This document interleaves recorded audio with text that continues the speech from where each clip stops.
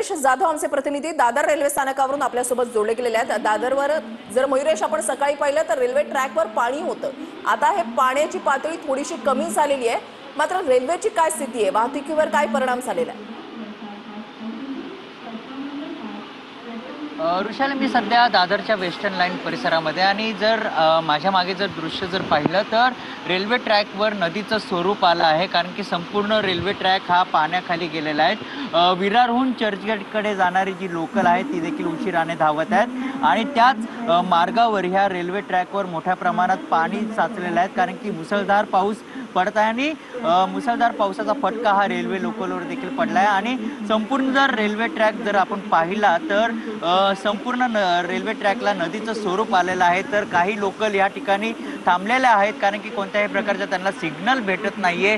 त्यामुळे रेल्वे ट्रॅकवरच ज्या प्लॅटफॉर्म आहे त्या प्लॅटफॉर्मवरच लोकल थांबलेले आहेत। मात्र प्रवाशांची गर्दी जर आपण पाहिली, जी नेहमीप्रमाणे जी गर्दी असते वेस्टर्न लाईनला, ती गर्दी आपल्याला कुठेतरी कमी असल्याचं पाहायला मिळत आहे, कारण की प्रवाशांनी मुसळधार पाऊस पडत आहे त्यामुळे प्रवाशांनी घरीच बसणं पसंती केल्या आहेत। मात्र संपूर्ण जर ट्रॅक बघितला आपण, चर्चगेट असेल किंवा विरार असेल, दोन्ही ट्रॅकवर मोठ्या प्रमाणात पाणी पाहायला मिळत आहेत आणि त्यामुळे मध्य रेल्वेची आणि सेंट्रल रेल्वे किंवा वेस्टर्न लाईनची जी लोकल सेवा आहे ती उशिराने धावत आहेत।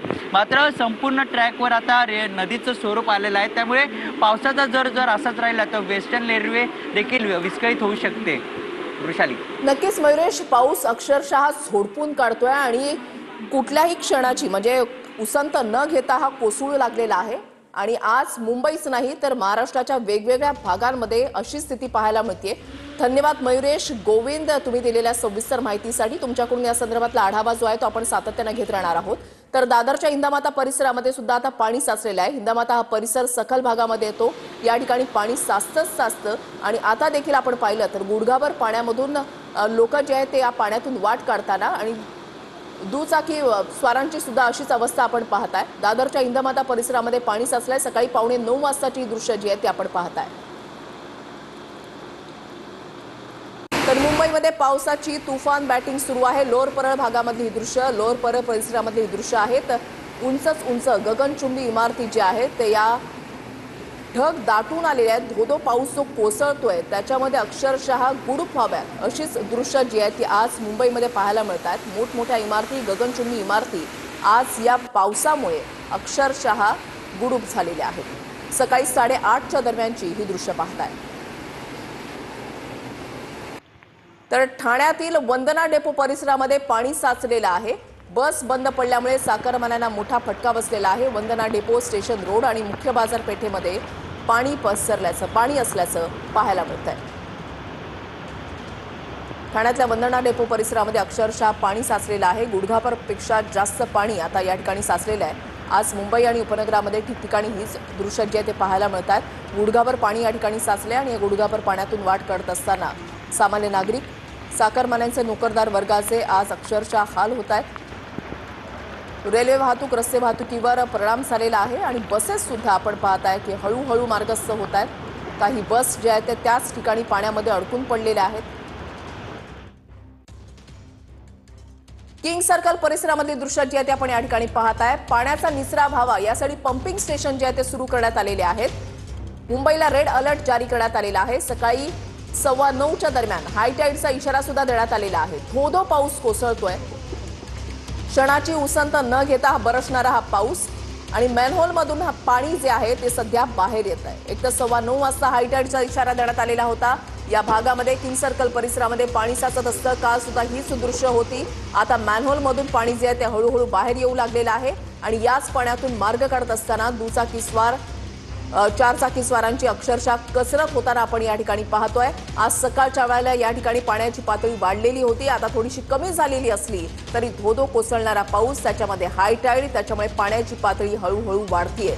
सकाळी 9:15च्या दरम्यानची ही दृश्य आपण पाहताय। आता वाजलेले आहेत 9:10 आणि अर्धा तासापूर्वीची ही दृश्य किंग सर्कल परिसरामधून। किंग सर्कल भाग हा असा आहे, सकल भागामध्ये या ठिकाणी पाणी साचत असतं।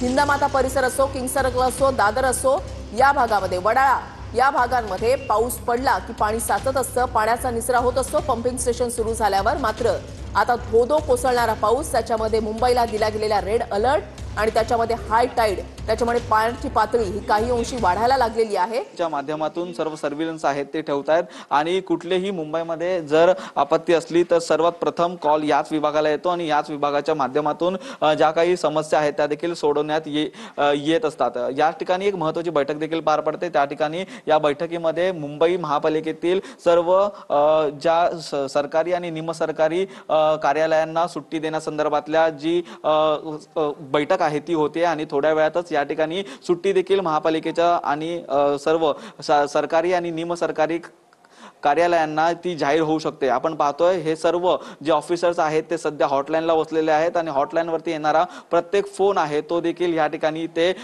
स्वीकारतायत. सीसीटीव्हीवरती आपण पाहिलं तर मुंबईमधील असंख्य जे सीसीटीव्ही आहेत ते या महापालिकेच्या हेडक्वार्टरमध्ये आपत्ती व्यवस्थापन विभागामध्ये आहेत आणि याच आपत्ती व्यवस्थापन विभागाच्या माध्यमातून आपण सीसीटीव्हीवरतून जे लक्ष आहे ते ठेवलेलं आहे आणि सर्व जी माहिती आहे त्या सीसीटीव्हीच्या माध्यमातून महापालिकेला मिळते. कुठल्या विभागात जास्त पाणी आहे त्या विभागात सर्वप्रथम जे महापालिकेचं टीम आहे ती देखील आयोजित करण्यात येते आणि त्या ठिकाणाहून पाणी काढण्याचं आणि त्या ठिकाणी पाणी उपसा करण्याचा जो प्रयत्न आहे तो देखील केला जातोय. ही सर्व टीम आता सध्या महापालिकेमध्ये कार्यान्वित आहे. महापालिकेतील प्रत्येक नंबरवरती येणारा 1916 वरचा हॉटलाईन नंबर आहे तो स्वीकारतायत आणि याच ठिकाणाहून मुंबईमधील सर्व माहिती आहे ती देखील या ठिकाणी स्वीकारताना पाहायला मिळतात. थोड्या वेळापूर्वीच या ठिकाणी आयुक्तांनी येऊन हा जो संपूर्णपणे आढावा आहे तो घेतलेला होता आणि या आढाव्याच्या माध्यमातून मुंबई महापालिकेमध्ये आणि सकल भागामध्ये पाणी साचल्याची माहिती आहे ती देखील मिळालेली आहे. त्यामुळे मुंबई महापालिकेतील सर्व आस्थापना असतील किंवा मग जी सरकारी आणि निमसरकारी ज्या काही ऑफिसेस असतील त्यांना आता सुट्टी आहे ती या ठिकाणी जाहीर करण्यात आलेली आहे. आणि महत्त्वाची बातमी म्हणजे जर मधून घेतलेला हा आढावा